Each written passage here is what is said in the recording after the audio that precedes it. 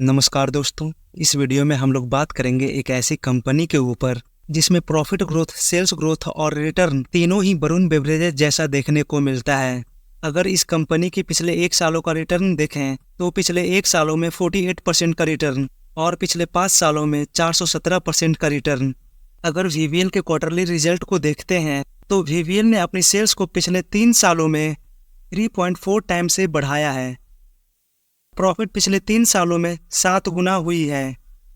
थोड़ी देर के लिए आप लोगों को ये डेटा याद रखना है कि प्रॉफिट 7 गुना से बढ़ी थी और सेल्स 3.4 टाइम से बढ़ी थी, ताकि एक बेहतर कंपैरिजन हो सके। देन चलिए अब उस कंपनी पर चलते हैं जिसका नाम है नारायणा हृदयालया।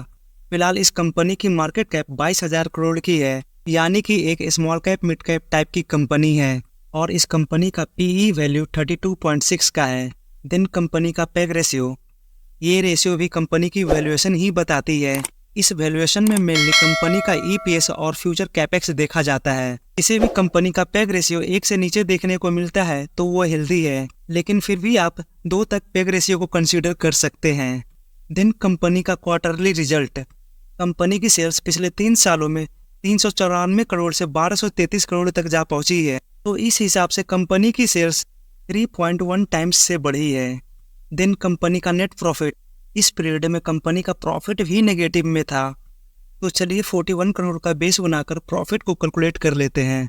41 करोड़ से 184 करोड़ तक जाने में कंपनी की सेल्स लगभग 4.5 गुना से बढ़ी है। मैं मानता हूं कि वीवीएल का प्रॉफिट 7 गुना से बढ़ा था, लेकिन आप ये भी तो देखो, ये कंपनी 120 करोड़ के लॉस पर बैठी थी और मैंने कैलकुलेट 41 करोड़ के प्रॉफिट से किया है। दिन कंपनी के CAGR रिटर्न को देखे तो 15% का CAGR ग्रोथ एक अच्छा ग्रोथ माना जाता है। कंपनी का स्टॉक प्राइस पिछले 5 सालों में 37% CAGR से ग्रो किया है, इन 3 सालों में 45% और पिछले 1 सालों में 49% के CAGR से।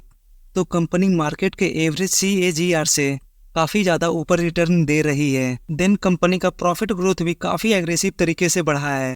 पिछले 10 सालों में 49% का एवरेज प्रॉफिट ग्रोथ, 5 सालों में 63% का ग्रोथ और पिछले 3 सालों में 67% का ग्रोथ। तो प्रॉफिट ग्रोथ में भी कहीं कोई कमी देखने को नहीं मिल रही है। देन कंपनी का सेल्स ग्रोथ, तो सेल्स ग्रोथ भी अगर 15% के आसपास रहती है तो वो काफ़ी अच्छा माना जाता है। पिछले 10 सालों का सेल्स ग्रोथ 18%, 5 सालों का 15% और 3 सालों का 13%। तो पिछले 3 सालों के सेल्स ग्रोथ में थोड़ी सी नरमी देखने को मिल रही है। बिजनेस है तो थोड़ा बहुत ऊपर नीचे होता रहता है। देन चलिए अब हम लोग कंपनी के असली कंपैरिजन करते हैं नारायणा के अपने ही सेक्टर वालों से, तब पता चलेगा किसमें कितना है दम। अगर सेल्स बेसिस पर देखें तो मैक्स हॉस्पिटल, ग्लोबल हेल्थ और एस्टर डीएम हेल्थ, ये तीनों ऐसी कंपनी है जिसकी सेल्स ग्रोथ नारायणा से ज़्यादा है। देन प्रॉफिट के सेगमेंट में मात्र ग्लोबल हेल्थ ही एक ऐसी कंपनी है जिसकी प्रॉफिट ग्रोथ नारायणा से ज़्यादा है। इस सेगमेंट में ROE और ROCE दोनों ही सबसे ज़्यादा नारायणा के पास देखने को मिलता है। और अगर बात रह गई ग्लोबल हेल्थ की, तो इस कंपनी को अभी मार्केट में लिस्ट हुए 1 साल भी नहीं हुए हैं, तो इसलिए इस कंपनी का ज़्यादा डेटा अवेलेबल नहीं है। तो इस वजह से ये कंपनी थोड़ी सी रिस्की कैटेगरी में आ जाती है। ये सभी कुछ तो हो गई कंपनीज के प्रोज। अब चलिए कंपनी के अंदर कॉन्स को देखते हैं। कंपनी की सेल्स लगातार बढ़ रही है, लेकिन अगर कंपनी के प्रॉफिट को देखें तो कंपनी के नेट प्रॉफिट में काफ़ी ज़्यादा अप्स एंड डाउन से देखने को मिलते हैं। इतना ही नहीं, कंपनी के OPM में भी कंसिस्टेंसी देखने को नहीं मिल रही है, तो ये कंपनी के लिए थोड़ी सी रिस्की फैक्टर हो जाती है। हालांकि कंपनी के नेट प्रॉफिट में इतना ज़्यादा अप्स एंड डाउन्स की वजह कहीं ना कहीं टैक्स का भी है। इस चार्ट के अकॉर्डिंग मैक्सिमम टैक्स 75% तक जा पहुंचा था और मिनिमम टैक्स 19% तक। अगर आप लोग कंपनी के ऑपरेटिंग प्रॉफिट में देखते हैं तो यहाँ पर भी अप्स एंड डाउन्स तो देखने को मिलते हैं, लेकिन इतना नहीं है जितना कंपनी के नेट प्रॉफिट में है। तो ये हो गई कंपनी की पहली कॉन्स, जिसमें कंपनी का नेट प्रॉफिट कंसिस्टेंट नहीं है। इन कंपनी की अगली वीकनेस कंपनी के शेयर होल्डिंग पैटर्न में देखने को मिलेगा। 2017 में DII के पास 22% की होल्डिंग थी और करेंट टाइम में 11.95% की होल्डिंग है। तो DII ने अपना काफ़ी बड़ा स्टेक बेचा है और इसी के साथ पब्लिक की होल्डिंग पिछले कुछ ही टाइम में काफ़ी ज़्यादा बढ़ गई। हालांकि करेंटली पब्लिक होल्डिंग लगभग 12.5% के आसपास है, लेकिन इसके बावजूद भी पब्लिक के पास ज़्यादा स्टेक नहीं है। मैक्सिमम स्टेक प्रोमोटर से FII और DII के पास ही है। ये सभी तो हो गई बैलेंस शीट की बातें। देन थोड़ी बिजनेस की बात कर लें इस कंपनी का काम करने का तरीका क्या है, ये कंपनी किस टाइप के कस्टमर को सर्विस देती है और किस टाइप के लोगों को अपना कस्टमर बनाना चाहती है। तो चलिए शुरुआत करते हैं कंपनी के ऑफिशियल वेबसाइट से। डिस्कशन स्टार्ट करने से पहले ही मैं क्लियर कर देता हूँ, नारायणा हेल्थ ही नारायणा हृदयालय है। कंपनी मेनली जानी जाती है हार्ट से रिलेटेड काम करने के लिए, और जैसा कि आप लोग वेबसाइट को देखकर समझ चुके होंगे, ये कंपनी हॉस्पिटल सेगमेंट में काम करती है, तो बाकी सभी बीमारियों की भी ट्रीटमेंट होती होगी। कंपनी मेनली अफोर्डेबल ट्रीटमेंट के लिए भी जानी जाती है, और कंपनी के चेयरमैन यानी कि देवी प्रसाद जी, उनका कहना है अगर किसी बीमारी का ट्रीटमेंट 80% लोगों तक नहीं पहुंच सकती है तब वो उस बीमारी का प्रॉपर ट्रीटमेंट नहीं है। तो इसलिए उनकी हॉस्पिटल की कोशिश होती है बीमारियों को कम से कम रेट पर ट्रीटमेंट किया जा सके।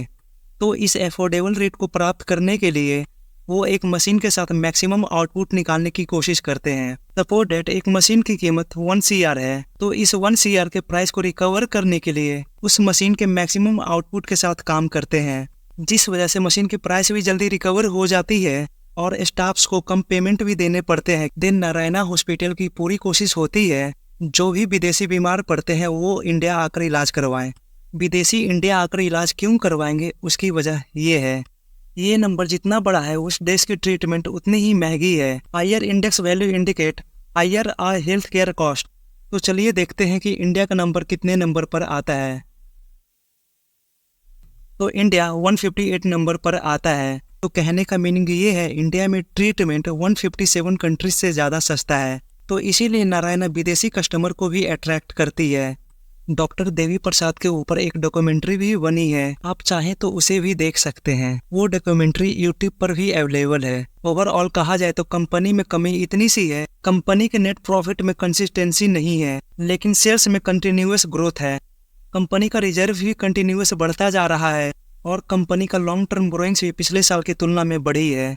देन कंपनी का फिक्स एसेट, कंपनी लैंड भी खरीद रही है, बिल्डिंग्स भी बना रही है, इक्विपमेंट्स में भी खर्च कर रही है। तो ये सभी चीज़ें कंपनी के रेवेन्यू और प्रॉफिट में कंट्रीब्यूट करते ही रहेगी। तो मैंने आप लोगों के सामने कंपनीज के प्रोज और कॉन्स दोनों ही ऑनेस्टली रखे हैं। आप लोग चाहें तो इसे अपने रिस्क टेकिंग एबिलिटी के हिसाब से देख सकते हैं, लेकिन ये ध्यान रखना है कि ये एक स्मॉल टाइप की कंपनी है और पास्ट में भी अपने टॉप लेवल पर से लगभग 40-50% तक टूटी है। फिलहाल कंपनी अपने ऑल टाइम हाई पर है। आप चाहें तो इस कंपनी के ऊपर स्टडी कर सकते हैं, और सभी कंपनी का रिजल्ट तो शुरू हो ही चुका है, तो रिजल्ट के बाद ही इन्वेस्टमेंट करना सही होगा। चलिए मिलते हैं फिर किसी और वीडियो में। Thank you for watching.